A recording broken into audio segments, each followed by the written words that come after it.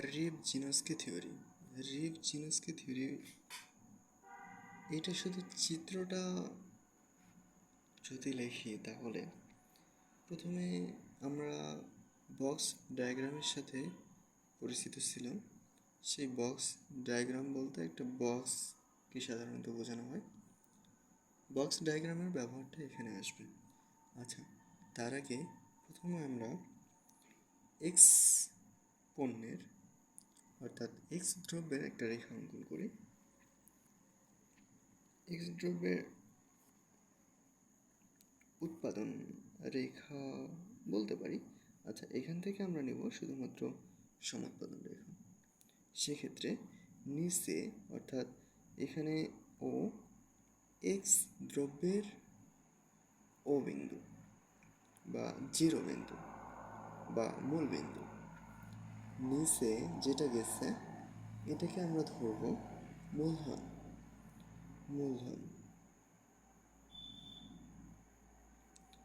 লম্ব অক্ষে যেটা নিয়ে গেছি এটাকে আমরা ধরব শ্রম।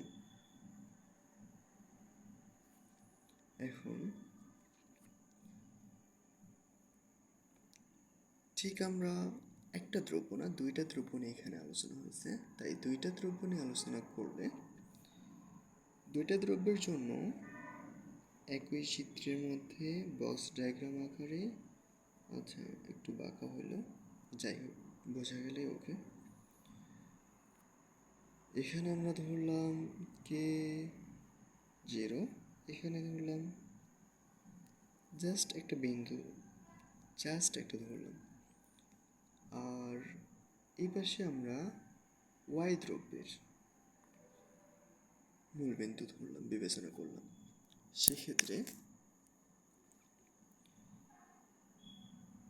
সেক্ষেত্রে আমরা প্রথমে এক্স দ্রব্য এর একটা উৎপাদনের সম্ভাবনা রেখা অঙ্কন করি। ধরলাম এক্স দ্রব্যের উৎপাদনের সম্ভাবনা রেখা হচ্ছে এইটা, এবং ওয়াই দ্রব্যের উৎপাদনের সম্ভাবনা রেখা হচ্ছে এইটা। দুইটা রেখা একত্রে মিলিত হয়েছে এখানে। এই বিন্দুর নাম দিলাম আমরা ই বিন্দু। তাহলে প্রথমে এক্স এর ই বিন্দু পর্যন্ত একটা সমান্তরালভাবে রেখা অঙ্কন করলাম, এটা সমান্তরালভাবে সমান হবে। আবার ওয়াই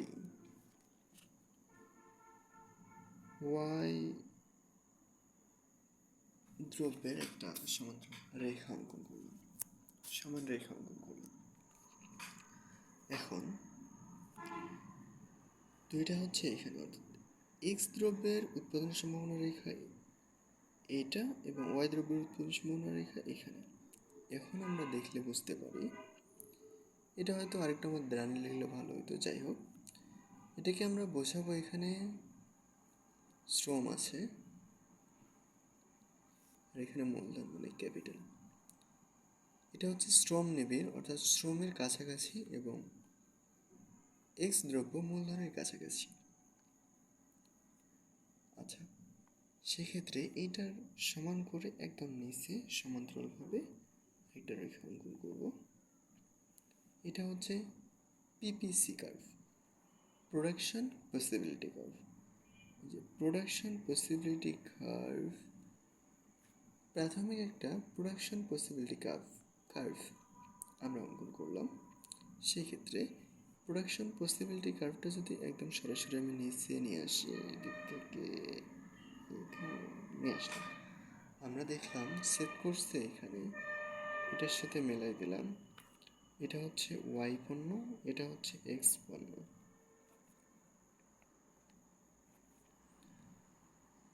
ওয়াই পণ্যের উৎপাদন হচ্ছে ও ওয়াই পরিমাণ এবং এক্স পণ্যের উৎপাদন হচ্ছে ও এক্স ওয়ান পরিমাণ। দিলাম এটা এ একটা উৎপাদনশীল রেখা। এমন তো অবস্থায় যদি আমরা মূলধনের পরিমাণ বাড়াই, তাহলে আমাদের জাস্ট মনে করলাম মূলধনের পরিমাণ আমরা এতটুকু বাড়াইলাম, আমরা কিন্তু মূলধন বাড়াইছি, শ্রমের পরিমাণ স্থির রাখছি। আচ্ছা, এখানে নতুন একটা বিন্দু দিলাম, জাস্ট ধরলাম K1, এখানে হচ্ছে OY1। শ্রম এবং মূলধনের যে মিশ্রণগুলো আছে এগুলো সমান থাকবে। আমরা যখন মূলধনের পরিমাণ বাড়াবো সেক্ষেত্রে মূলধন ব্যবহার করার জন্য কিছু শ্রমিক লাগবে, এই শ্রমিকগুলোর পরিমাণও বাড়বে। সেক্ষেত্রে যদি আমরা নতুন একটা উৎপাদনের সম্ভাবনা রেখি, সেটা হচ্ছে এক্স দ্রব্যের বা এক্স পণ্যের উৎপাদনের সম্ভাবনা রেখা একটা লিখলাম, ওয়াই পণ্যের একটা উৎপাদনের সম্ভাবনা রেখা লিখলাম। ওকে, এখন এই রেখা এখানে মিলিত করলাম, করার পর এখানে একটা বিন্দু দ্বারা চিহ্নিত করলাম, এফ বিন্দু। এখন এই রেখাটাকে এখানে মিলাই দিব।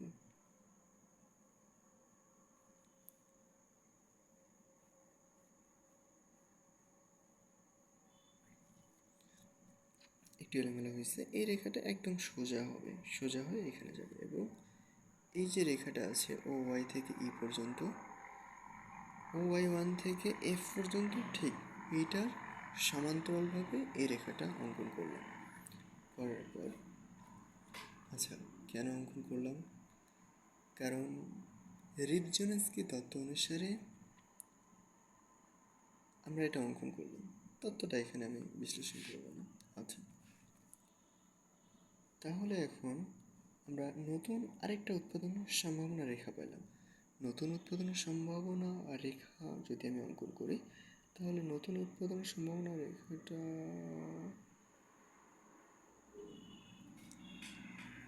জাস্ট এরকম ধরে নিলাম আর কি। সেক্ষেত্রে ঠিক আগের মতো সরাসরি নিচ পর্যন্ত একটা রেখা টানলাম, এতদূর পর্যন্ত হচ্ছে ওয়াই দ্রব্যের উৎপাদন, এটা হচ্ছে এক্স দ্রব্যের উৎপাদন। সেক্ষেত্রে আমরা খেয়াল করলে দেখতে পাচ্ছি ওয়াই দ্রব্যের উৎপাদনটা কমছে এবং এক্স দ্রব্যের উৎপাদনটা বাড়ছে। যতটুকু কমছে তার থেকে কিন্তু বেশি পরিমাণে বাড়ছে। সেক্ষেত্রে